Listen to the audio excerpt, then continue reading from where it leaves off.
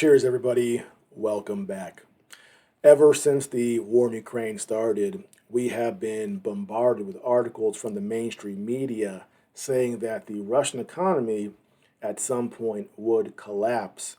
And this is important because much of our support for Ukraine is based off of the idea that if we keep up the pressure, keep on adding sanctions, that at some point this will happen. So the question is the Russian economy collapsing or going to collapse? Let's first go back to March of 2022. We were told that the war in Ukraine had wiped out 15 years of progress for the Russian economy.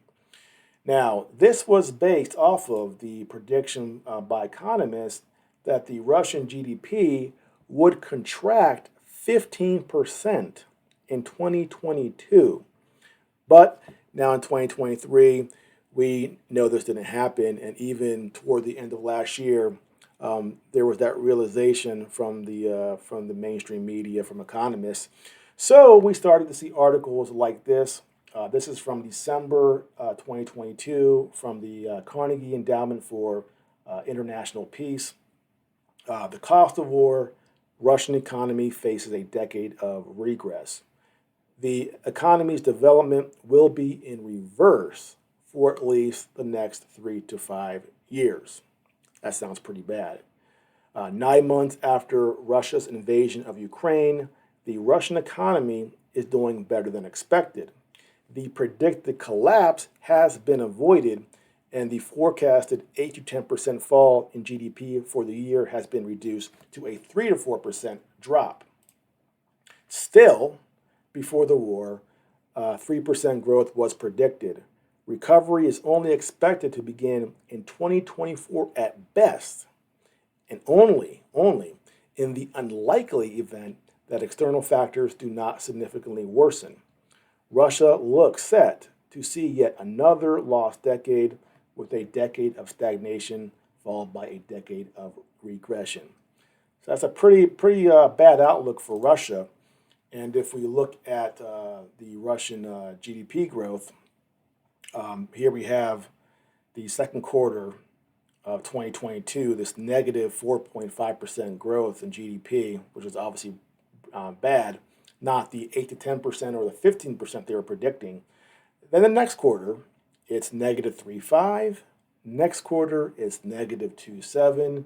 And then the first quarter of 2023, it's negative 1.8. And then check this out.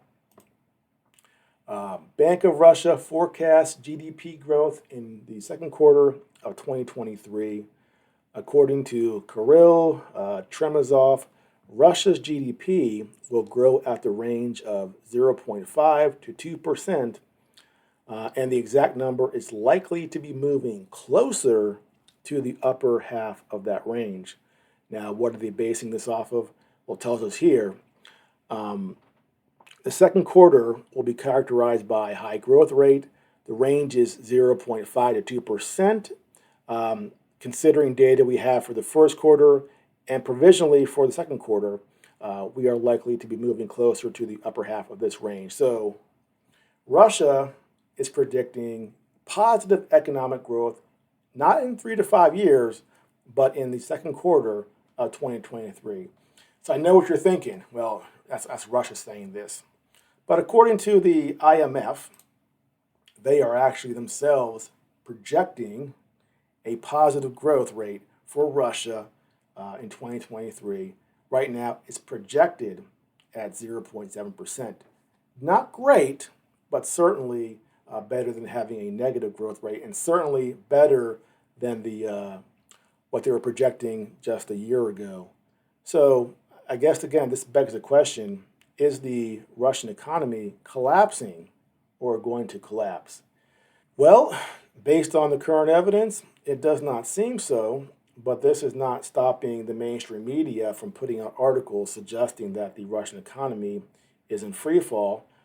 Just last week, we had this article from Yahoo Russia's economy dealt a crushing blow as its current account surplus collapses by 93%.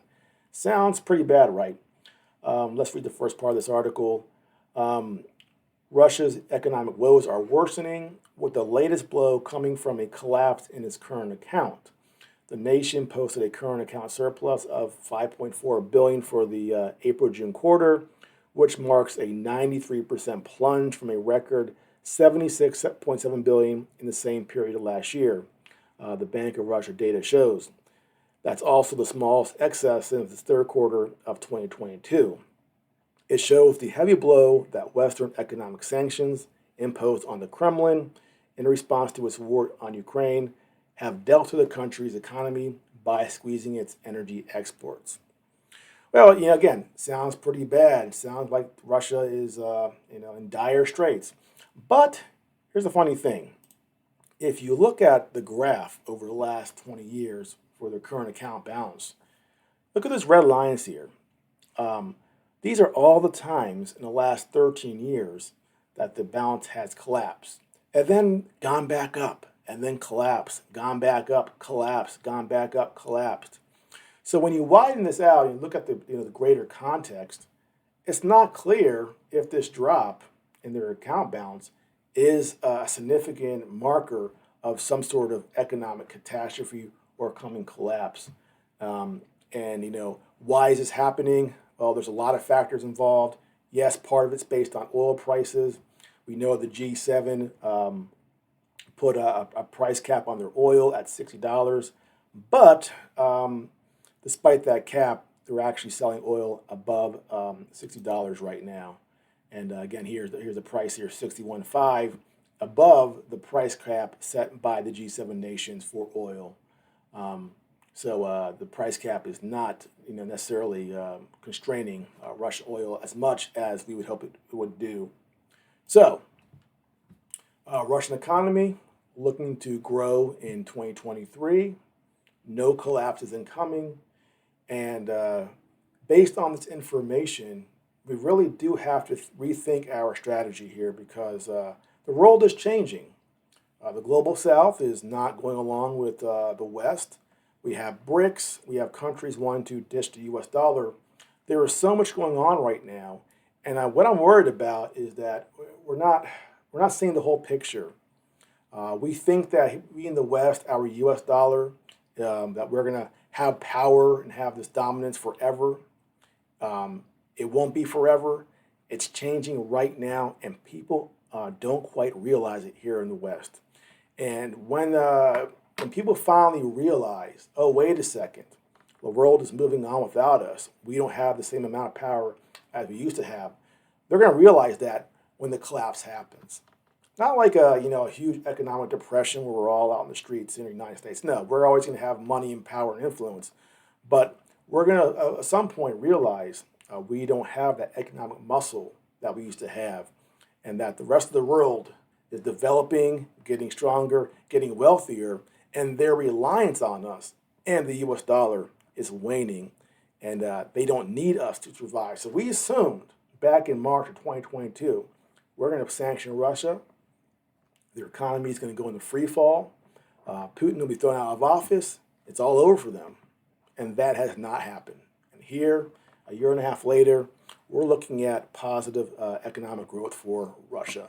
So these sanctions have been a failure. They haven't worked. I know some people will say, well, just keep them on long enough. Eventually, it'll take Russia down. Well, when? They weren't supposed to have economic growth for 5 years, and here it is. So clearly, that was wrong. And why do we keep listening to these experts when they're always wrong? I don't understand that, but we do because we're idiots. But that is the American public. Well, that's it for now. If you're new to my channel, please like and subscribe, and I'll see you next time.